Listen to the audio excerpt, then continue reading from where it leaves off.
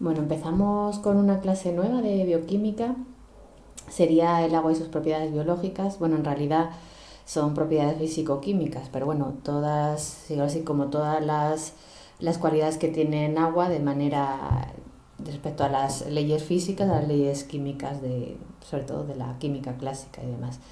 ¿Por qué se traduce luego propiedades biológicas? Porque esas propiedades, digamos así, como más técnicas, al final, cuando se aplican dentro del ser humano y de las células y demás, pues tienen su utilidad y tienen su razón de ser, sobre todo a nivel fisiológico, ¿no? Y luego vosotros pues lo podréis ver pues eso, aplicado en terapias como la hidroterapia o otras técnicas a nivel de suplementación de reacciones químicas. Ya lo vais a ir viendo cuando veamos estas son las bases para luego poder entender el pH, para poder entender cómo se utilizan las sustancias alcalinizantes y cómo neutralizar radicales libres. Bueno, tiene su utilidad. Al principio a lo mejor no lo veis, pero luego vais viendo, cuando cogéis el truco, veis que sí que tenía su razón de ser. Bueno, vamos a empezar por la introducción. ¿Por qué es tan importante que conozcáis cómo es el agua y cómo es su estructura y sus propiedades? Porque de todos los componentes del ser humano, del organismo, el agua es el más abundante. O sea, ni tan, siempre decimos que el ser humano está hecho de sustancias orgánicas, porque ya repasamos el tema anterior, porque toda sustancia orgánica es la que tiene sobre todo el elemento carbono, y el enlace es carbono-carbono, carbono-hidrógeno, ¿no? Entonces, por mucho que decimos eso, en realidad el componente mayoritario del organismo es un compuesto inorgánico, que es el agua, ¿no? Ya sabéis que como compuesto inorgánico era aquel que no contenía carbono ni ninguno de esos enlaces que he citado antes, ¿no? Pues para que veáis que un ser orgánico que somos nosotros, en realidad su composición primordial es un elemento, es un compuesto inorgánico que es el agua, que sería como el 70% del peso total del cuerpo, ¿no? Por eso cuando se hace dieta y estas cosas te dicen, claro, es que al principio lo que se pierde es agua. Y por eso se pierde mucho volumen, sí, claro, porque generalmente para eliminar toxinas o sustancias o para quemar grasa, esto se tiene que hacer en un medio acuoso, ¿sabes? No puede hacerse en el aire, esto no puede salir del aire. Para que os sepáis, una pérdida del 10% de todo el contenido de agua del cuerpo en el hombre es una causa de enfermedad en sí misma. Y una pérdida del 20% de la composición de agua puede causar la muerte. ¿Cómo puede pasar esto? Hombre, no, es difícil que así en la vida normal se te olvide beber lo suficiente como para entrar en esta crisis, pero bueno, pues eso, con una sudoración excesiva, si se hace ejercicio excesivo, si se hace ejercicio excesivo donde hay calor y aumenta la sudoración, si tenemos deshidrataciones tipo con grandes diarreas, si se pasa un calor, qué sé, esto hace no sé cuántos años ya, 3 o 4. Eh, Había una cosa así absurda de esas que hace la gente y luego salen en internet, que había una competición de sauna en un país nórdico de esto, no sé en cuál. Bueno, pues uno era quien aguantaba más dentro de una sauna y el campeón mundial creo que era, pues en una de estas pruebas pues se murió. Claro, porque cuando uno pasa mucho calor en un sitio de manera muy intensa, pues pierde mucha agua y si esto no se restablece rápido, pues hay un punto de no retorno, aunque mucho lo hidrates después. Esta cosa es incomprensible que hace el ser humano, que se supone que somos inteligentes, pero luego a veces da que pensar. Bueno, ¿qué más debéis saber? Pues mira, que los diferentes tejidos también cambian su composición en agua. En general, los tejidos más jóvenes tienen más agua. Esto es muy fácil de entender. Tú ves a un bebé es una cosa así rolliza, turgente, llenita de agua, con la piel súper suavita, es agua pura. O sea, un embrión es puro agua. Bueno, de hecho está en el líquido amniótico, o sea, todas sus células están cargadas de agua, ¿no? Y sin embargo, en las personas mayores, en los viejecitos, pues la proporción de agua empieza a ser mínima, se empieza a perder agua y no se restablece. O sea, hay un momento, porque el agua, ya veremos más adelante, en el cuerpo lo tiene que sujetar una sustancia que está súper de moda ahora en todas partes, que es el ácido hialurónico, que se llaman los glucosaminoglicanos. Entonces, con el tiempo se van perdiendo esas estructuras que atrapan el agua, sobre todo las capas de la piel y de ciertos tejidos, y como no puedo atrapar el agua, pues el agua como viene se va, ¿no? De hecho, esto cuando se ve a veces a lo mejor a un abuelito, una abuelita que están así muy, muy consumido, dicen, mira, está seco, por eso, porque tú le ves la piel, todo, el pelo, todo se ve como, bueno, con un grado de hidratación bastante pobre, ¿no? Y luego hay eso ya lo veréis más adelante, cuando vayáis profundizando en las diferentes asignaturas, que a los ancianos les pasa una cosa y es que pierden la sensación de la sed, o sea, les cuesta un mundo beber, porque el centro de la sed a nivel del sistema nervioso pierde actividad y no les gusta beber, o sea, les dice que beban agua y se enfadan un montón. Entonces, para cogerles el truco, les tienes que engañar por las infusiones, las sopas, los caldos, porque les suelen gustar cosas de cuchara así, y es una manera como de, no sé, pues como de compensar esa falta de ingesta de líquido, ¿no? Porque si no se te deshidratan, y cuando un anciano se deshidrata se puede llegar a demenciar, o sea, puede entrar así en una demencia, de manera puntual, pero puede entrar en una demencia. En los diferentes tejidos también va cambiando la proporción de agua. Dices máxima en los medios líquidos del organismo, esto quiere decir la sangre, pues tiene mucha agua. El líquido cefalorraquídeo es líquido, tiene mucha agua. El líquido sinovial, pues tiene mucha agua, es que es líquido, o sea, está en forma líquida. Todo lo que tengamos dentro del organismo que sea en forma líquida, pues tiene mucho contenido en agua. Esto no está, es muy fácil de entender. Y luego hay que destacar que los tejidos de vitalidad más intensa son más ricos en agua que los más inertes. ¿Por qué? Porque creo que ya os lo comenté en tema anterior, y bueno, si no lo comento en este también, todas las reacciones químicas del organismo en el medio en el que se producen es en el agua, sobre todo en el agua celular, en el agua dentro de la célula, del citoplasma, que sea, veréis la estructura de la célula, eso que es muy fácil.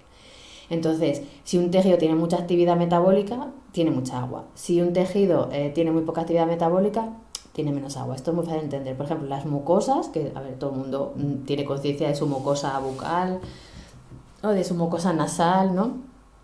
Eso tiene que estar bien hidratado. ¿Por qué? Porque hay un montón de intercambios de sustancias, es muy activo, además las mucosas se regeneran cada pocos días, bueno, depende de cuál, algunas todos los días, algunos cada pocos días. Entonces eso, todos los tejidos que están muy vivos, digamos así, necesitan estar muy hidratados, ¿no? De hecho, cuando pierden hidratación, pues empiezan a perder función, y si no, ver qué tal estáis y os seca la boca. Ya simplemente hablar es un mundo. Y luego los tejidos más inertes, que tienen menos actividad metabólica, con lo cual no quiere decir que no tengan, sino que es más lenta por sus características. Por ejemplo, el hueso, ¿no? El hueso tiene su proceso de formación, de regeneración y tal, pero es un proceso más lento, pues resulta que tiene menos contenido en agua. Y eso porque para reaccionar no necesitan ese medio, ¿no? Y además eso, sus procesos químicos o bioquímicos van muchísimo más lentos. Bueno, aquí como ya me conoceréis, a mí me encanta saber cómo se ven las cosas en realidad, aunque bueno, estos sean dibujitos, pero bueno, es como, bueno, me estás hablando, es como si yo os hablo de, iba a decir una barbaridad, pero bueno, os la digo, es como si yo os hablo de Donald Trump, ¿sabes? Y luego, por mucho que os cuente, ves un vídeo. O sea, yo te puedo contar lo que sea, pero ves el vídeo y ya te haces la idea exacta de por dónde van los tiros, ¿no? Pues esto es igual, me encanta poner siempre imágenes, lo más reales posible, o sea, al principio que sean lo que se llaman dibujos esquemáticos para que tengáis idea, pero yo intento siempre poner las imágenes lo más reales que sea para que uno tenga una idea lo más exacta posible de lo que está estudiando. Bueno, entonces aquí os presento al agua, ¿sabes? Las dos moléculas, una es más así como más esquemático, que es el de las pelotillas estas, que es una pelota azul, que sería el átomo de oxígeno, ya viste los átomos en el tema anterior, y luego los átomos de hidrógeno, que ya sabemos que el hidrógeno es lo más básico del mundo, es un protón y un electrón, es todo, o sea, menos, o sea, no hay, o sea, menos en la naturaleza, imposible, ¿no? Y luego eso que se relacionan las dos moléculas, que ya lo vimos un poquito, tenemos el oxígeno en el centro y luego como en la última capa, digamos así, que había dos electrones que aquí como que creaban inestabilidad, y sin embargo en el hidrógeno, allí también en la última capa solo tenía un electrón y tenía sitio para otro electrón, pues bueno, esos dos electrones, uno lo comparte con un hidrógeno, el otro lo comparte otro hidrógeno, pero esto ocurre. Esto sí, toda la vida sabéis lo de los imanes, lo de que lo positivo y lo negativo se repelen. La molécula de agua tiene esa estructura porque resulta que a pesar de que hay paz eléctrica, ¿no? Aquí el oxígeno consigue tener el mismo número de electrones que de protones, y en teoría hay paz, y el hidrógeno consigue tener también la misma, equilibrada su última capa, ¿no? Por eso el enlace covalente, ¿no? Aunque haya paz eléctrica, resulta que las cargas positivas del hidrógeno chocan un poco con los, o sea, que son los protones, chocan un poco con los protones del oxígeno, que tiene un montón, porque esto sí lo tiene un protón, pero esto tiene 6 protones, entonces hay como más, ¿no?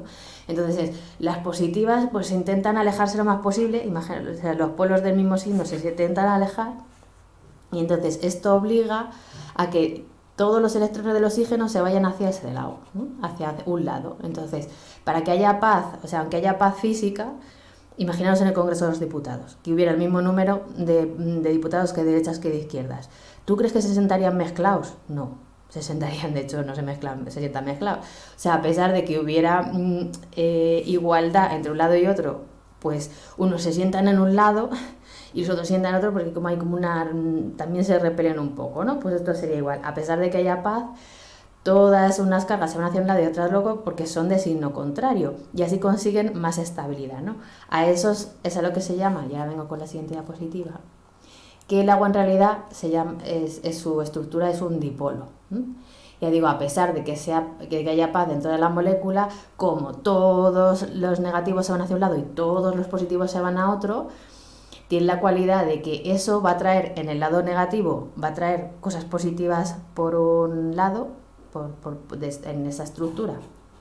Como todos los electrones están aquí con las cargas negativas, esto no porque los está compartiendo, pero todos los que están aquí tienen carga negativa, en esta zona de aquí que está rodeado a la carga negativa, aquí pues va a traer cosas positivas porque atrae el sentido contrario. Y en este lado que están las cargas positivas, aunque haya paz también, pues en este entorno va a traer a cargas negativas, y eso es lo que se considera un dipolo, que es una molécula que a pesar de haber paz, tiene tan polarizado, de ahí lo del dipolo, de polar, tan polarizado sus cargas que desde fuera va a atraer las de sentido contrario. Esto cuando veamos el agua como disolvente se entiende súper bien, no os preocupéis. ¿Ves a qué te dice? El lado del oxígeno opuesto a los dos hidrógenos es relativamente rico en electrones, con lo cual tendrá más carga negativa, y el lado de los núcleos de hidrógeno relativamente desnudos, porque están, bueno, total, tampoco tiene un electrón al lado, o sea, tampoco tiene tanto, forman una relación donde se agrupa la carga positiva, ¿no? Y a pesar de que eso está en equilibrio, pues como está tan separado, porque como para que la estructura sea estable tienen que estar tan separados, en cada extremo pues tiene la capacidad de ser como un imán. El lado negativo va a traer cosas positivas y el lado positivo va a traer cosas negativas, que generalmente son iones. Y por eso es un disolvente. Bueno, ¿cómo es la estructura molecular del agua? Porque diréis, ¿yo por qué tengo que saber esto? Por el amor de Dios, si yo estaba aquí tan panchi y quería estudiar esto para ayudar a la gente y darle cosas naturales y que esté fenomenal. Pues porque el agua va a ser la base de muchas cosas, y sabiendo, y vas a tener una mejor comprensión de la fisiología, y si tienes una mejor comprensión de la fisiología vas a saber mejor tratar al paciente. Bueno, si no quieres trabajar en esto, a tratar a tu madre, a ti misma, a tus hijos, a tu vecina, o sea, a ser mejor profesional o a utilizar mejor esta terapia, ¿no? Entonces, dice, de los estados físicos, de los 3 estados físicos en los que puede existir el agua, pues ya sabemos, puede ser sólido, líquido o gaseoso, o vapor. El vapor es el que posee la estructura más sencilla, porque realmente los estados del agua los dan esas moléculas de agua, cómo se van a relacionar unas con otras, ¿no? Dice, la mayor estructura del agua es el estado sólido, donde está todo más estructurado, y por estructurado, al cambio, vuestro cerebro que diga colocado, ordenado. Si os gusta, mirad que está de moda el método con Mari de ordenar, pues eso, el agua en estado sólido es la que tiene sus moléculas mejor ordenadas. De hecho, las ordena de manera geométrica, entonces está todo súper ordenado a la misma distancia, o sea, precioso. Y si particularmente en el líquido es considerado el caos, uno pensaría que el caos es el gas, pero no.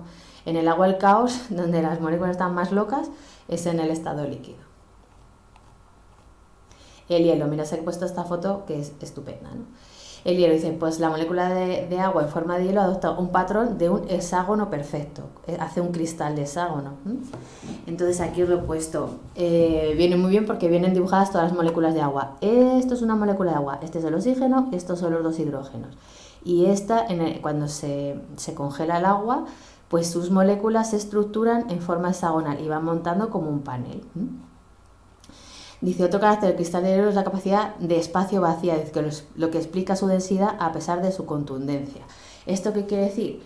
que para que todo esto esté en equilibrio, bueno, esto es un poco intuitivo, ¿no? Porque explicarlo a nivel más técnico sería complicado, pero podéis verlo aquí. Es para que se estructure el agua de esta manera tan perfecta, aquí tiene que haber como mucho aire, ¿no? ¿Por qué se estructura así? Pues casi siempre porque las moléculas buscan la estructura más estable. Esto le pasa también con los minerales. ¿Por qué los minerales son tan estables? Porque sus moléculas se organizan de la manera más estable posible. Y la geometría da mucha estabilidad, ¿eh? No es como, o sea, porque los pesos se distribuyen de manera perfecta, o sea. Entonces, si veis aquí intuitivamente, veis, pues sí, claro, si todas las moléculas se cubren, aquí me hay mucho aire, ¿sabes? Entonces, por eso el agua cuando congela aumenta el volumen. Es como si tú puedes tener tu ropa hecha un gurruño, ¿sabes? Así, como una pelotilla, y luego resulta que luego para guardarla la estiras. Pues si la estiras ocupa más espacio, pero está mejor, ¿sabes? Pero si la tienes un gurruño, a lo mejor en un gurruño pasa de una pelotilla con un montón de ropa. Y eso no tiene mucha estructura, que ese sería, por ejemplo, el agua líquida. Pero si yo estiro toda la ropa y la plancho y la pongo en perchas, me va a ocupar más espacio. Hombre, en el armario no, pero en la altura y en la anchura, o sea, en 2 dimensiones te va a ocupar más espacio. Entonces esta es la cualidad por la cual el agua cuando congela aumenta el volumen, porque se ordena de tal manera que está tan bien estructurado que necesita más espacio para estar.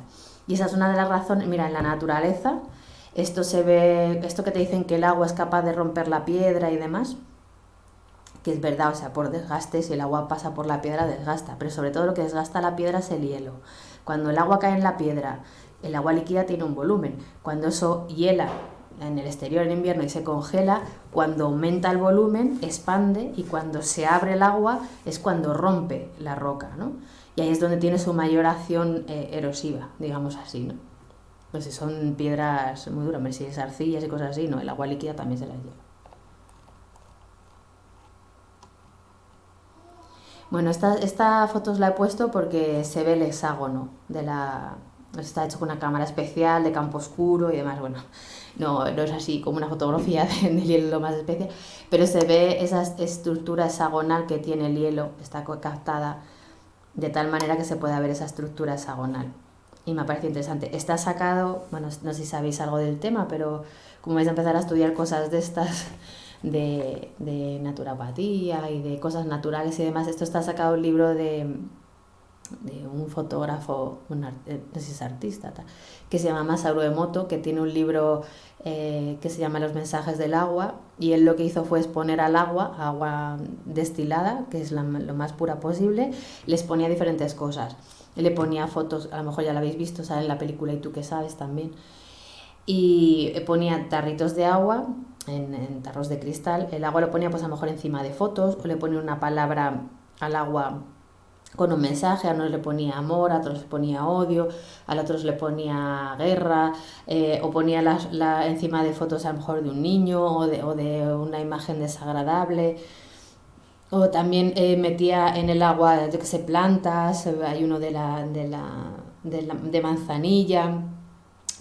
Hay una foto muy chula que tiene en el libro, que es un contenedor de agua, un vaso de cristal con 2 altavoces a los lados. Entonces pone música clásica, música heavy, bueno, todo tipo de Elvis Presley, y luego lo que hace es congela ese agua y mira cuál es la estructura del agua, ¿no? Pues esta sería la estructura básica, ¿no? Que sería hexagonal. Y os he querido poner esta, que es muy chula, y es que en el agua mete chamomila, que es manzanilla. Entonces cuando congela el agua y la fotografía, los cristales de agua congelada han tomado la estructura de la flor de la chamomila o de la manzanilla. Eso que dicen que el agua guarda memoria. En técnicas como la homeopatía, las flores de Bach, que dicen que no tiene evidencia científica, no está tan de moda, que esto no tiene evidencia científica, no pesa. Porque hay millones de estudios, lo que pasa es que no los quieren ver, o los tienen ahí un poco, bueno, que no los quieren sacar a la luz porque saldrían perdiendo, ¿no? Todos los estudios lo que te dicen es que lo analizan y no hay nada, porque lo analizan por la química clásica, evidentemente por la química clásica, que es analizar si hay pues un soluto, una sustancia química en disolución, una reacción química, pues ahí no hay nada, ¿no? pero cuando se analiza por la mecánica cuántica y por otros métodos de fotones y de tal, ahí sí que sale, o de absorción de energía, cosas de estas, ahí sí que sale. Y lo que te dicen eso, que es que el agua es el vehículo de la información y es el que transmite la información. Y de hecho en el cuerpo, nuestras células son agua, entonces cualquier información puede ir a través del agua. Hay una foto muy bonita en el libro este que os cuento de Masaru Emoto de un lago en Japón o en China, no estoy segura. Bueno, que un lago que se ve súper turbio porque hubo una catástrofe, alrededor murió mucha gente y bueno, te da a entender como que el lago se impregnó de la tristeza del lugar y de la catástrofe. Entonces hicieron un experimento que era alrededor del lago poner a rodear, bueno, el lago no es inmenso, ¿no? Es un tamaño así normalito. Entonces alrededor del lago se pusieron durante no sé cuánto tiempo personas meditando, no sé cuántos días seguidos, y luego hay otra foto de cómo el agua se ha vuelto más clara al pasar el tiempo, cómo el agua ha absorbido, digamos así, la paz y la serenidad que da la meditación o el estado de ánimo de esas personas que están meditando, y el agua se vuelve más clara como si hubieran sanado el agua a través de eso, ¿no? Porque se supone que ha transmitido esa emoción, ¿no? Pero también dicen que durante el embarazo, como el líquido amniótico, el niño está bañado en líquido amniótico, es importante lo que siente la madre porque esa emoción va a transmitirse a través del líquido y va a llegar al bebé, ¿no? Bueno, vamos a seguir con que esto es fascinante. Yo me podría pasar aquí hablando de esto un mogollón de tiempo, pero hay que seguir con la, con la fisicoquímica, que en realidad todo está unido. Yo, si no sabéis mucho de ciencia, pues es que donde la ciencia acaba, donde acaba la física o la ciencia, empieza la metafísica, es que están unidas, o sea, es el limbo entre uno y otro, no existe una sin la otra, o sea que tampoco hay tanta diferencia. Bueno, entonces, ¿cómo es la molécula de agua? Pues ya lo he contado, tiene 2 átomos de hidrógeno, dice, y 2 pares no compartidos de electrones, y se caracteriza por su capacidad de formar redes tridimensionales y esto es importante que lo sepáis. Lo que hace que el agua tenga cierta estructura, ya sea sólida, ya sea líquida, en la gaseosa eso no pasa, son unos enlaces especiales que se llaman los puentes de hidrógeno. Dice, la estructura ordinaria del hielo no es la única en formar, dice, la única en que las moléculas de agua pueden aglomerarse o dar una estructura tridimensional, ¿no? Dice, existen un total de 8 formas de hielo estable a ciertas presiones. Si les cambias al agua las condiciones de temperatura o de presión, esa estructura no tiene por qué ser hexagonal, puede tomar otra, pues no sé, puede ser octogonal o puede ser un cuadrado, puede ser, o sea, un cubo, perdón. Un cuadrado no, puede ser un cubo o puede tomar, si cambiar las condiciones, puede cambiar esa estructura también, ¿no? Luego vamos a ver lo que son los puentes de hidrógeno, que es importante. Bueno, el agua líquida. Bueno, el agua líquida es el caos, ¿no? Es decir, el modelo más popular de agua líquida se representa lo que se llaman los racimos de moléculas de O2. Dice que se unen por puentes de hidrógeno enlazando en un mar de moléculas de O2 relativamente libres. Entonces, imaginaros las pelotillas estas que he dicho, ¿no? Esa que habéis visto, la pelotilla roja con los 2 hidrógenos. Pues hay un montón como sueltas ahí un poco locas y luego en ello hay unos racimos que se hacen y se deshacen al mismo tiempo. Intenta buscaros un vídeo, pero no he encontrado.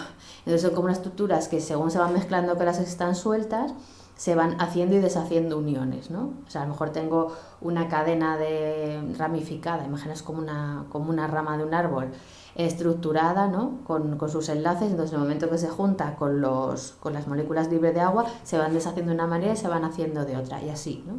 Van como haciendo y deshaciendo. Los racimos pues tienen gran variedad de formas y tamaños, dice con una geometría quizás completamente distinta a la de hielo. Bueno, realmente geometría no tiene, ¿no?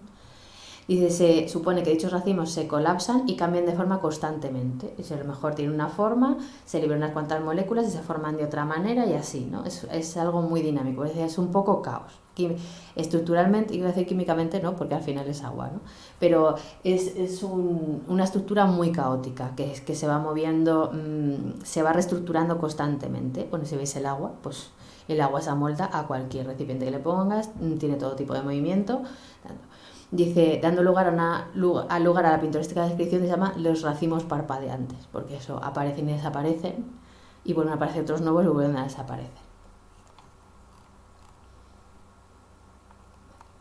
Esto aquí os lo he puesto como la evolución de cómo se estructuran las moléculas de agua según va cambiando la temperatura. 0 grados, bueno, o menos 275 creo que son Kelvin. La estructura del agua en hielo, ya digo, suele tener forma hexagonal. Si cambias la presión o la temperatura, cambia un poquito la estructura, ¿no? Por ejemplo, decimos que es más grande el hielo que el agua líquida, porque aquí para la estructura se deja mucho espacio en medio, está muy estructurado, pero se expande, ¿sabes? Luego aquí, cuando empiezas a subir la temperatura, se empieza lo que se dice hielo fundente, tú empiezas a meter temperatura y lo que hace el calor es empezar a desmoronar todos estos enlaces que hay ahí, se empieza a caer la estructura del hielo y luego el agua líquida empieza a ser ya, pues eso, moleculitas sueltas con estos racimos y luego ya el agua en ebullición es eso, el agua en forma de vapor es todas las moléculas sueltas, eso sería el vapor de agua. Se rompen todos esos enlaces de puente de hidrógeno y ya todas las moléculas de agua están libres, ¿no? Y tienen mayor movimiento. Dice, este modelo tiene la capacidad de explicar los cambios de volumen que experimenta el agua, dice cerca del punto de congelación, bueno, y luego del de ebullición, aunque ahí ya no hay ninguna estructura, es simplemente moléculas a su libre albedrío, ¿no? Les digo, súper importante entender lo que es un puente de hidrógeno para luego entender más cosas de fisiología y de, por ejemplo, la estructura de la queratina que forma el pelo y las uñas, las estructuras de las clasificación de las proteínas también nos va a ayudar. Bueno, ¿qué es un puente de hidrógeno? Dice, la atracción mutua que aparece entre el núcleo del hidrógeno de una molécula de agua y el par de electrones no compartidos de otra, dice, a eso se le denomina un puente de hidrógeno y vamos a poner lo que es un dibujo que siempre va bien, ¿no? Entonces, yo tengo aquí, os he dicho, aquí aunque hay en esta molécula hay paz, pues resulta que en este lado de la molécula de agua, como están todos los negativos, están ahí apiñados todas las electrones que son negativos, esta parte va a atraer a otra estructura que sea positiva y que tiene más cerca el agua que una parte positiva de otra molécula de agua, que es su hidrógeno. Entonces, esta parte negativa de esta molécula de agua atrae a esta parte positiva de esta molécula de agua y así es como se van estructurando. Bueno, pues a las fuerzas que se establecen aquí y que mantienen unidas por esa diferencia de carga a las moléculas de agua es a lo que se llaman los puentes de hidrógeno. Para que tengáis una idea como un poco más práctica, que digo que esto se da en más cosas. Cuando la queratina es una proteína y tiene una estructura como de un muelle, ¿sabes? Un muelle, imaginaos un muelle, que es así una espiral. Entonces, ¿cómo se mantiene la queratina en esa espiral? Pues porque entre también lo mismo, una carga positiva y una negativa, aunque están en dos moléculas diferentes, se atraen y entonces se mantiene esa estructura de muelle. Pues imaginaos la queratina que está en el pelo, pues hace que tú tengas rizos. O sea, cuando se te riza el pelo es porque tu queratina tiene muchos puentes de hidrógeno, ¿vale?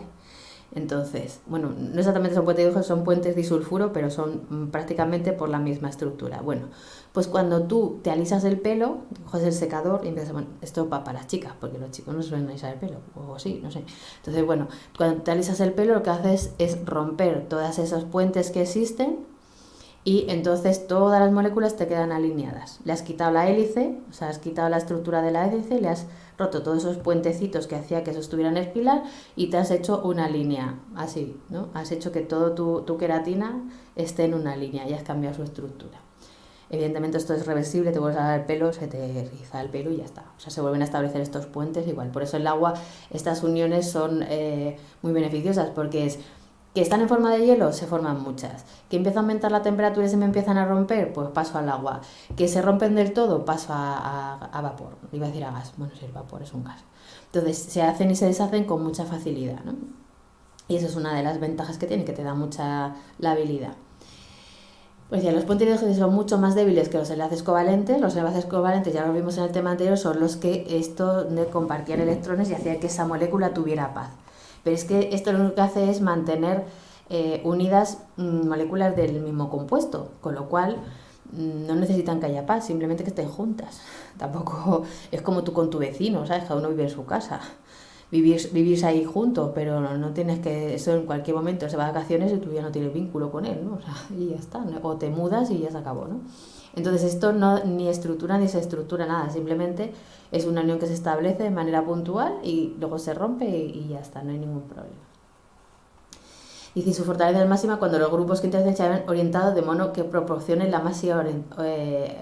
proporcione el máximo de su atracción. Esto es muy fácil de entender. Si yo cojo dos imanes y los enfrento perfectamente uno con el otro, su parte positiva y negativa, se atraen un montón. Pero si los enfrento así un poquito de medio lado, pues se atraen peno menos. Entonces, ¿cuál es la acción máxima de este enlace? Pues cuando exactamente enfrento esta parte negativa con esta parte positiva y los tengo justo enfrente, la acción es máxima. Pero si la parte negativa estaría en esta parte y la positiva aquí, habría una unión pero un poquito más débil, ¿no?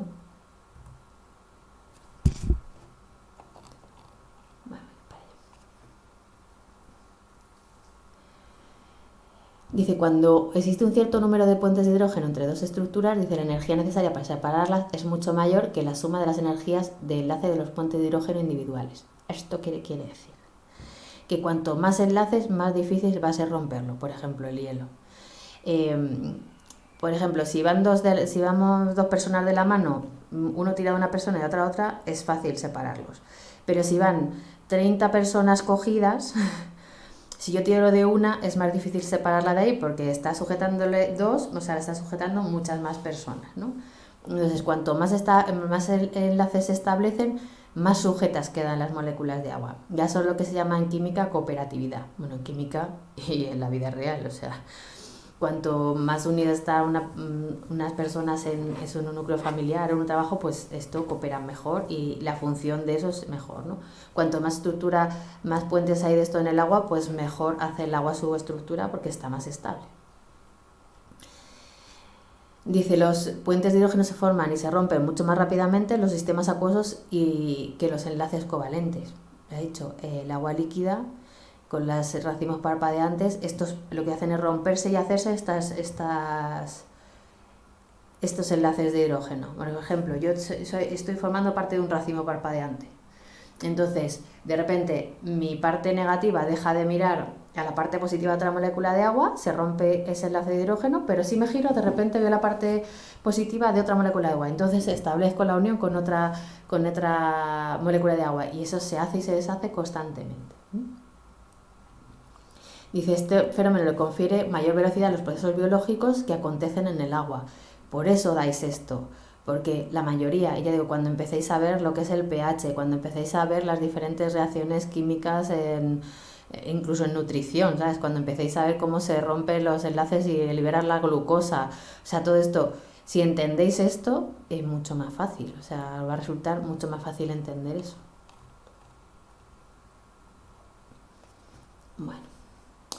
Bueno, ¿cuándo son las propiedades físico-químicas del agua y su significación biológica? Y tú, porque esto me está pareciendo súper bonito, y que las pelotillas de colores, que si una mira para acá y hace un enlace, que si mira para... Dice, ¿y esto a mí en qué me toca? Y pues en más de los que os pensáis. Bueno, ¿cuáles son la base físico-química de todo esto y qué tiene que ver con el organismo, ¿no?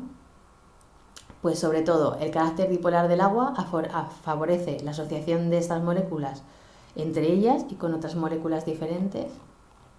Y vamos a ver qué propiedades tiene el agua. Bueno, una cosa que se llama calor específico. Esto tal cual, o sea, tú buscas calor específico y esta definición te viene en todas partes. Dice, el calor específico de una sustancia, en este caso el agua, es el número de calorías, o sea, energía, que es necesario suministrar a un gramo de este cuerpo, ya sea agua, aceite, lo que sea, para elevar su temperatura de 15 a 16 grados centígrados. Vamos, en castellano, 1 grado. ¿Por qué esto? Porque esto suele ser a temperatura ambiente, ¿no? Más o menos así, ni mucho frío ni mucho calor. O sea, no como Canarias, que estos tienen en realidad calor.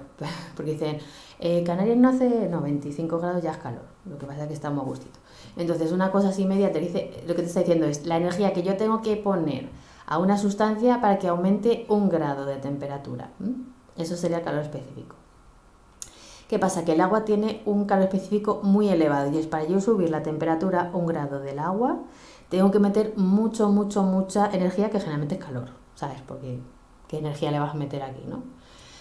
Dice, ¿y esto para qué sirve? Pues para el mantenimiento de la temperatura corporal. Dice, este poder para almacenar calor evita la elevación o la eliminación de la temperatura corporal.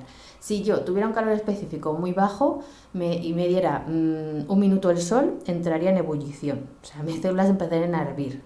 Pero como necesito mucho calor para aumentar la temperatura del agua de todas mis células, consigo que mi temperatura sea estable. O sea, que esto que parece así una cosa tan loca y tan científica, resulta que en la vida real sirve para que yo tenga una temperatura constante y ni esté frío ni esté súper caliente. Cuando este mecanismo se desborda, pues tienes la fiebre o tienes la hipertermia, que no hay que confundir. La hipertermia es el aumento de la temperatura porque hay algo exógeno que hace que me suba. Por ejemplo, si tú haces mucho ejercicio físico, la contracción muscular hace que se libere calor. Que esto era lo que decían antes, ¿tiene frío? Pégate unas carreritas. Esto las abuelas te decían, ¿no? Entonces, ese calor es algo que es secundario a algo que ha pasado, ¿no? O que te tires 3 horas al sol ahí, a un sol de justicia, ¿no? Yo que sé, ahí, pues yo sé, mi familia es de Córdoba, tú te vas allí, te da el sol ese de 45 grados y o tienes el calor específico bajo, o sea, alto, o entras en ebullición porque te arden hasta las plantas de los pies, ¿no? Entonces evita que todos esos factores externos desestabilicen tu temperatura corporal. Necesito muchísimo calor para poder elevar o sea, calentar todo el agua que tengo del cuerpo, que tengo un 70% de agua. Y esto asegura que las células tengan una vida apropiada, porque las reacciones químicas hasta que yo os cuento que se producen en el agua celular necesitan condiciones constantes y estables de temperatura y también de pH. Si alguna de las dos cosas cambia, esas reacciones químicas ya no se producen. Y sin reacciones químicas no hay vida. Esto va así, o sea, estamos vivos porque tenemos millones y trillones de reacciones químicas todo el tiempo.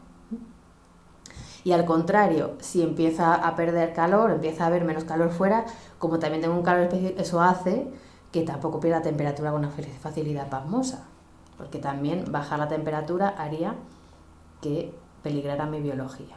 Bueno, entonces, ¿cuál es el calor específico del agua? Me digo, uno dice, pues eso, uno es muy poco, ¿no?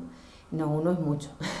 Porque si veis, el aceite, o sea, tú pones a hervir agua, si quieres hacer experimentos, porque mola mucho esto, si veis el hormiguero, se dedican a eso, o sea, pagan a un tío solo para hacer experimentos de estas cosas, que dicen, ay, vamos a ver de qué va esto, si es verdad. No, pues entonces si queréis hacer un experimento con y comprobar de manera práctica vuestros conocimientos, pues tú pones un cazo con agua y un cazo con aceite al lado y miras a ver qué hierve antes, bueno, que se calienta antes, porque el aceite no suele hervir así como el agua, pero miras a ver qué se calienta antes. Como el calor específico del aceite es 0,45, se calentará mucho más rápido, y como el agua es 1, pues tardará más en calentarse. El alcohol no es que se caliente rápido, es que se evapora con una facilidad, vamos. Bueno, a vapor de agua, someterlo a calor, ya está. El cobre, si tenéis algo, bueno, el cobre ya no se utiliza mucho porque es tóxico, bueno, y se considera un metal pesado que es tóxico ya, y además está como, que está muy cotizado para muchas cosas tecnológicas, y de hecho en las obras lo roban y eso es alucinante. Pero se calienta, las cosas que tenían los cables de cobre y tal, tú lo coges y a nada se calienta súper rápido, porque tiene un calor específico muy bajito. O sea, a nada que le pasa energía, en ese caso no sería calor, sería energía eléctrica, te aumenta la temperatura muy rápido. El bronce, lo mismo. Todos los metales se calientan súper rápido porque tienen un calor específico muy bajito. A nada que les inyectas calor o le inyectas cualquier tipo de energía, cambia la temperatura. El aluminio, el hierro y el hielo. Y si, ¿por qué el hielo tiene menor calor específico que el agua? Pues lo hemos visto, porque su estructura es diferente. O sea, cuando el agua se estructura en el hielo es diferente, con lo cual el calor específico también cambia. Bueno, el calor latente de vaporización. ¿Y esto qué es? Dice, calor latente de vaporización, dice, es una medida directa de la cantidad de energía. Lo mismo, ¿qué energía le tengo que inyectar yo al agua? Dice, para superar las fuerzas de atracción entre las moléculas, úsese los puentes de hidrógeno, por eso lo hemos dado antes. O sea, ¿qué energía le tengo que yo imprimir al agua líquida para que se rompan los los puentes de hidrógeno y las moléculas de agua se liberen una a una, se liberen de su estructura y al final pasen al estado gaseoso. Pues eso, os he puesto este diagrama, porque hay dos tipos de calor. Dice el calor sensible, dice cuando hay cambio de temperatura, o el calor latente cuando la temperatura todavía es constante. ¿Dónde están los calores latentes? Pues justo donde antes de los cambios de temperatura, entre el sólido y el líquido, aquí hay un calor latente, y entre el líquido y el gas, aquí hay otro calor latente. Luego, cuando lo tengo en sólido es un calor sensible, cuando lo tengo todo en líquido es otro calor sensible. Entonces, justo cuando quiero dar el cambio de líquido a gaseoso, aquí hay un calor, aquí tengo que imprimir más energía para conseguir que todos esos puentes se rompan y pasen a otro estado. Y aquí lo mismo, cuando el agua está en estado sólido, está en estado de hielo, tengo que imprimir mucha más cantidad de energía para romper todos esos enlaces o desmoronar esa estructura hexagonal que teníamos y convertirlo en líquido. ¿Y para qué sirve el calor latente de vaporización? Pues para que no nos deshidratemos, ¿sabes? Porque si yo necesito poca energía para que se convierta en vapor, pues nos evaporaríamos, ¿sabes? De la nada calorcito que te da, pues tú te evaporarías, ¿no? Todas tus mucosas liberarían el agua que tienen en forma de vapor y te evaporarías, ¿no? Dice, el organismo pierde constantemente agua por la piel y por los pulmones. Es una manera de enfriarlo, lo de perder el agua en forma de vapor. Esto es muy fácil de ver en invierno, bueno, si vivies en un sitio frío, ¿sabes? Porque, bueno, asumo que la mayoría de los alumnos vais a ser de Gijón, pero bueno, puede que haya gente de otros lugares. Pero en los sitios donde hace frío, tú en invierno abres la boca y como está más caliente tu medio interno que el exterior, sale vapor de agua de tu boca, el vaho que llamamos, ¿no? Dice, con lo cual este sería otro mecanismo regulador de la temperatura corporal y evitaría que te evaporaras, que tu agua se fuera en forma de vapor. La conductividad térmica, que es otra de las propiedades del agua, dice, pues por su notable conductividad térmica, o sea que transmite el calor, sobre todo el calor, dice mayor que la de ningún otro líquido orgánico. Dice, el agua influye en la termorregulación corporal, dice, ya que por esta propiedad puede fácilmente conducir el calor y por tanto igualar con rapidez la temperatura de todos los sectores del medio interno y naturalmente de las células. Dice, vaya rollo que nos ha soltado, Gemma, hazme el favor de traducirlo al cristiano, yo te lo traduzco. Si vosotros vais a vuestra casa y ponéis la calefacción, por dentro de los radiadores de la calefacción hay agua caliente. Pues a eso se refiere, que el agua es un buen medio para transmitir calor. Entonces, si una parte de mi cuerpo se empieza a quedar fría, tengo que mandar agua para que ese agua calentita me caliente esa parte. Y tú, ¿y como mando agua allí, se me quedan las manos frías? ¿Y como mando agua? Muy fácil, sangre.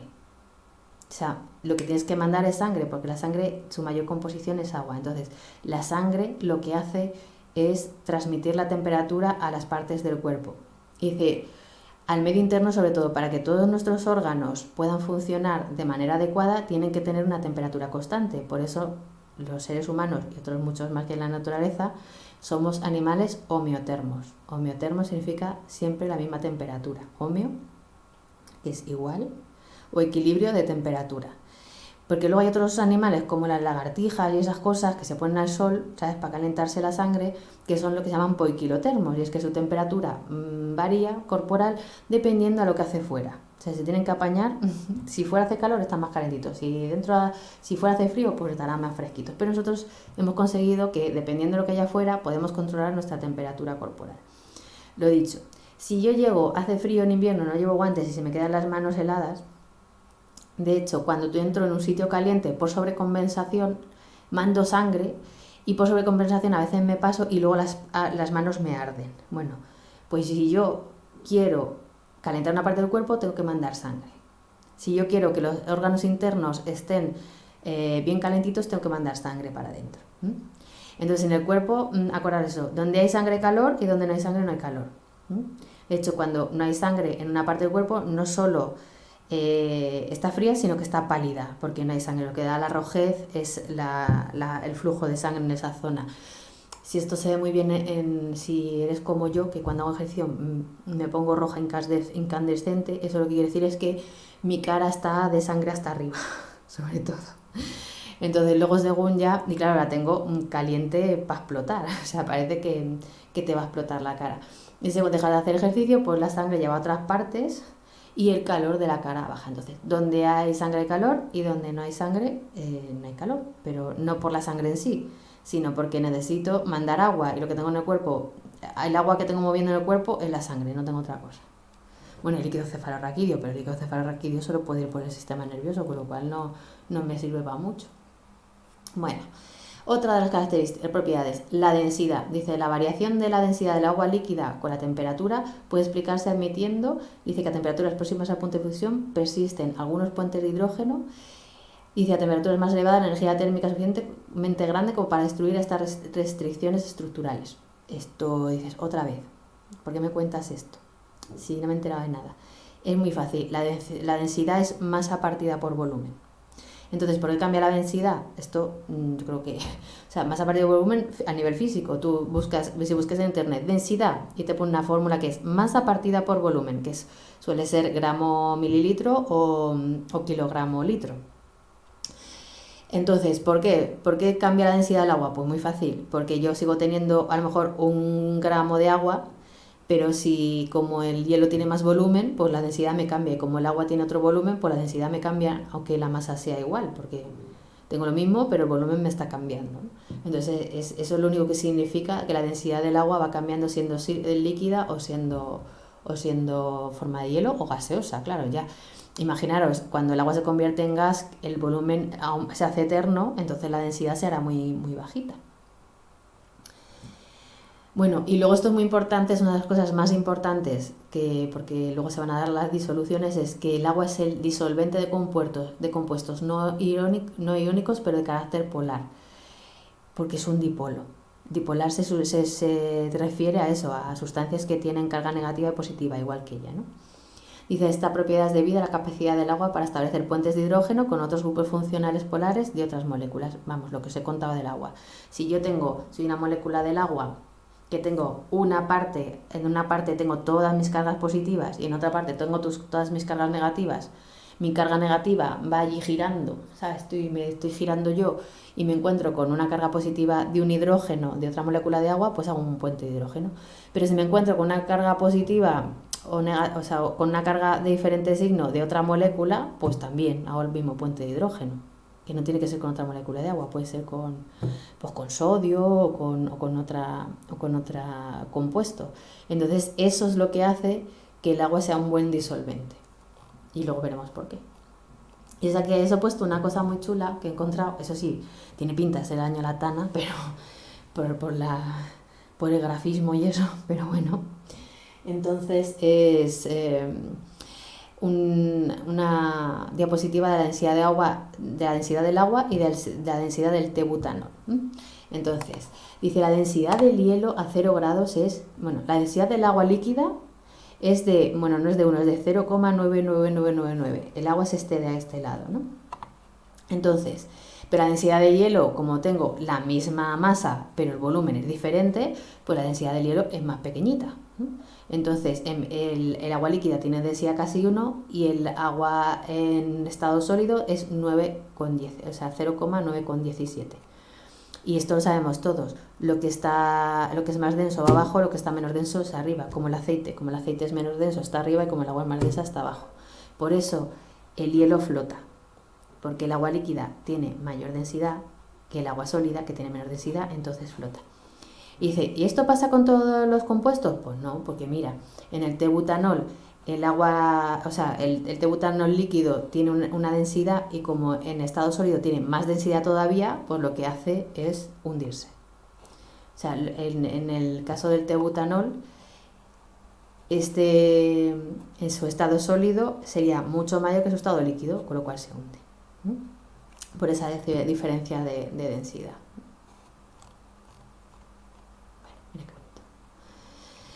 Bueno, y luego el agua es lo que se llama un electrolito débil. Dice, el agua origina el mismo catión, el agua se puede disociar, o sea, igual que, o sea, es una molécula que se ha unido para tener estabilidad, pero mira, hasta esto pasa hasta las mejores familias que los más bien allegados se pueden separar, ¿no?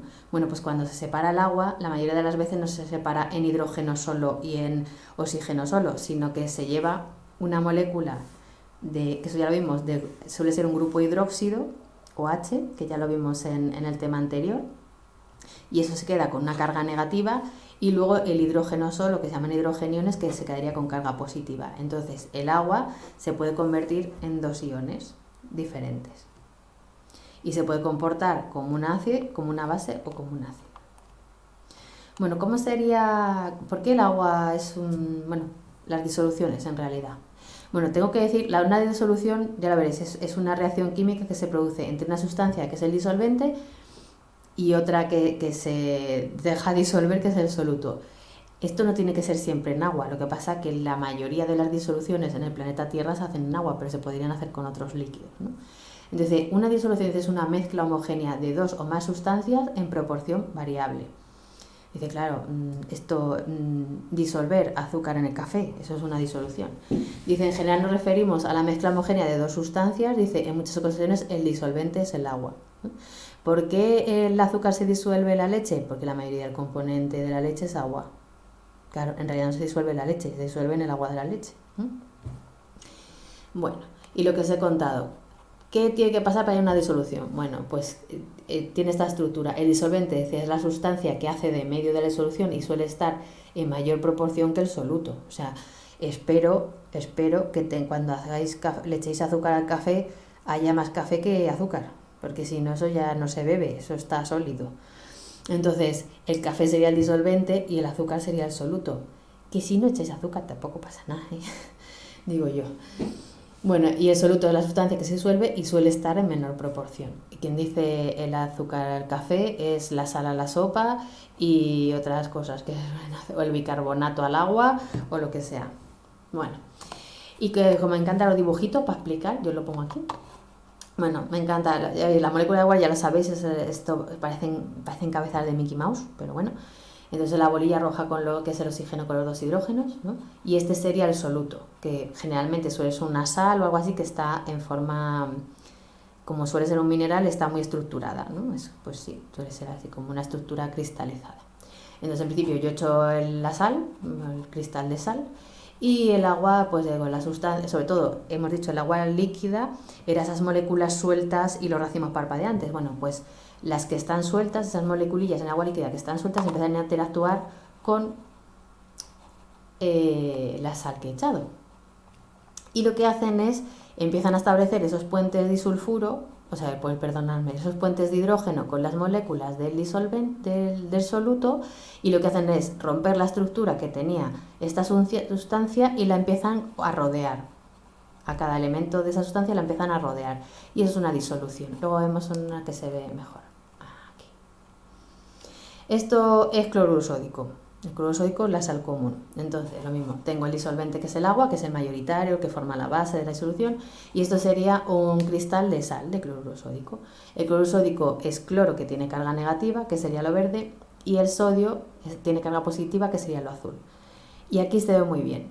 ¿Cómo se disuelve una sustancia? Pues tenemos nuestro agua, que es nuestro dipolo, ya veis la parte roja, que es la parte negativa, y la parte blanca, que es donde se desplaza la carga positiva. Entonces, a esta molécula de sodio, que ya por efecto de agua le he hecho romper ha roto su relación con el cloro, ha roto sus enlaces, se separa y lo que hace al sodio le rodea moléculas de agua por su carga, por su parte negativa, que es el oxígeno. Entonces, tengo esta carga, este átomo de sodio que tiene carga positiva y le tengo completamente rodeado por moléculas de agua con su parte negativa. Y luego los átomos verdes, que serían el cloro con carga negativa, pues le tengo aquí en medio y le rodean moléculas de agua, pero por su lado positiva, que son los hidrógenos.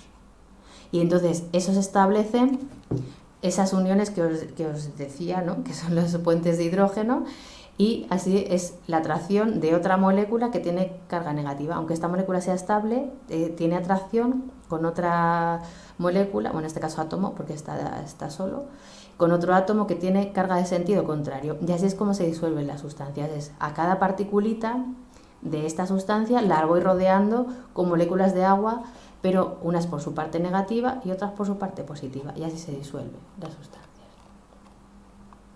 Bueno, dice la solubilidad, que sería la cualidad que tiene la disolución. Dice, de un soluto, en un solvente, dice, es la cantidad de soluto que se disuelve en una determinada cantidad de solvente. Dice, la solubilidad depende de la temperatura. Vale. Entonces, es cuánto, o sea, esto depende del disolvente también. Es cuánto es capaz un disolvente, que suele ser el líquido, de que yo le eche un soluto y siga disolviendo. Volvemos al café con el azúcar. Si yo echo un poquito de azúcar al café y muevo y eso desaparece, y el azúcar desaparece, o sea, yo llego, muevo y no ha quedado nada sólido y me lo bebo, fenomenal. Pero si yo le empiezo a echar azúcar al café, muevo y cuando bebo el café queda abajo como una capa enorme de azúcar, es que ese líquido ya no ha sido capaz, o sea, ya no tenía moléculas de agua para poder rodear a todas las moléculas de azúcar de ahí. Con lo cual eso dice que se satura la disolución, o sea, y hay un momento que ya no hay moléculas para poder envolver todo lo que estoy echando ahí, ¿no? Eso es la solubilidad. ¿Y por qué depende de la temperatura? Porque, acordaros, es más fácil disolver algo en algo caliente, porque yo, según voy calentando el agua, se van rompiendo los puentes de hidrógeno y entonces tengo más moléculas de agua sueltas. Vuelvo aquí atrás. Si yo tengo, el agua está caliente, como el calor rompe los puentes de hidrógeno, tengo más bolitas de agua sueltas. Y si tengo más bolitas de agua sueltas, tienen más capacidad de ir rompiendo estos enlaces y envolviendo a los átomos del disolvente. Si el agua está muy fría, pues esos puentes de hidrógeno están más estructurados. Entonces va a ser más difícil que estas moléculas rompan esas estructuras y envuelvan al soluto, ¿vale? Lo digo, si algún día tenéis prisa y queréis disolver algo, pues eso, ay, tengo que echarle sal a la sopa, pero tal, pues calienta la sopa primero y luego echar la sal, porque como eches la sal en frío y luego lo calientes, van mal. Si tienes prisa, hazlo al contrario, ¿no? Entonces, yo digo, esto te lo puedes aplicar en tu vida diaria, ahorrar tiempo, ser más efectivo, fíjate, ¿para qué sirve estudiar? Y todo por estudiar naturopatía, o sea, vais a alucinar. Bueno, las sustancias que se disuelven en el agua se pueden clasificar en no electrolitos, por ejemplo, lo que decía, dice sus disoluciones no conducen la corriente eléctrica. Dice, esas sustancias suelen ser de tipo molecular y se disuelven como moléculas, es decir, no se disocian al disolverse. Quiero decir, una sustancia que no es electrolito no hace esto, o sea, no se separa hasta tal punto que quedan por un lado las cargas positivas y otras las cargas negativas, sino que hay una estructura entera. Por ejemplo, sería el caso del azúcar, que no habría estas cargas, sería las unidades de glucosa y ya está.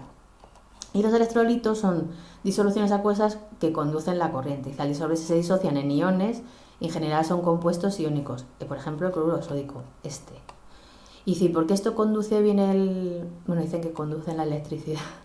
¿Por qué dice que esto conduce bien la electricidad? Pues porque tengo cargas negativas y cargas positivas. Si yo meto ahí electricidad, hay un experimento que se hacía hace mucho tiempo, yo creo que lo hice en el instituto, que era cogías agua, le disolvías sal y luego le metías dos electrodos, uno con carga positiva y otro con carga negativa, y veías al final como alrededor de los electrodos se iba como pegando una sustancia, y era porque el cloro que tenía carga negativa iba siendo atraído por la carga positiva de un electrodo, y el sodio, que estaba en disolución y ya estaba la molécula estaba libre, pues se iba hacia el lado del electrodo que tenía carga negativa. Y es otra manera Por eso también hay que tener cuidado, y eso conduce muy bien la electricidad. Los seres humanos nos electrocutamos con mucha facilidad, y es porque nosotros dentro del cuerpo tenemos mucho sodio suelto en disolución y tenemos mucho cloro suelto en disolución. Entonces, cuando nos pega una carga eléctrica, pues difunde, que es un gusto. Así que cuidado con la electricidad y esas cosas. Bueno, la concentración, o sea, esto es muy fácil, lo de concentración de una disolución es muy fácil, es la sopa está sosa o la sopa está salada. Si está sosa está poco concentrada, y si está salada está muy concentrada la disolución, ¿no? O si el café está muy dulce o está muy poco dulce. Dice, concentración de la solución dice, es una medida de la cantidad absoluta que hay en ella, que es la que le va a dar el soso o el dulce, por eso os digo lo de la sal y el azúcar, y se expresa en diferentes formas. Esto lo he puesto simplemente porque vienen los libros y para que lo sepáis, pero tampoco es primordial ahí como, si no sé esto no voy a poder moverme en la vida, pues no, no pasa nada, ¿sabes? Bueno, entonces uno es la molaridad, de molaridad, dices el número de moles de soluto contenidos en cada litro de disolución, eso es una unidad. Y se simboliza con la M mayúscula. Os he puesto eso porque hay libros que viene, simplemente te viene mayúscula, M minúscula y no sabes, ¿no? Y que sepáis que la molaridad, y eso es la cantidad de soluto que hay en un litro de disolución. La molalidad, dices el número de la cantidad de soluto que hay en un kilo. Uno es en un litro, que es volumen, y otro es en un kilo de disolvente, que es peso. Y la normalidad, aparte de esto de ser normal, es el número de equivalente gramo de soluto contenidos en un litro de solución. Eso es una unidad especial, el equivalente gramo es una unidad especial que se utiliza en química. Y lo mismo lo he puesto para que sabéis que existe, pero tampoco es nada primordial, que seguro que a lo mejor no la habéis visto en vuestra vida y no ha pasado nada. O sea, habéis ido por el mundo y no ha tenido ninguna trascendencia. Bueno, pues aquí se acaba la clase. Espero que os haya sido útil, que lo podéis aplicar eso para hacer sopa, que para eso sirve el conocimiento. Uno debe obtener el conocimiento primero para ser más libre, porque el conocimiento te da mayor capacidad de decisión, y segundo, para poder aplicarlo y mejorar tu vida. Así que si a partir de hoy dices, ay madre mía, que yo echaba el azúcar ahí en el café frío y tardaba un montón, pues mira, hoy sabes que si calienta el café, el azúcar se disuelve más rápido, que parece una cosa muy tonta, pero uno se ahorra sus minutillos ahí a lo largo del día. Para que veáis que todo lo que vais a estudiar podéis aplicar incluso en vuestra día a día, ¿vale? Bueno, pues nada, que si tenéis dudas me lo comentéis, lo podéis poner en el campus, en las tutorías y bueno, yo os atenderé, ¿vale? Que tengáis un buen día.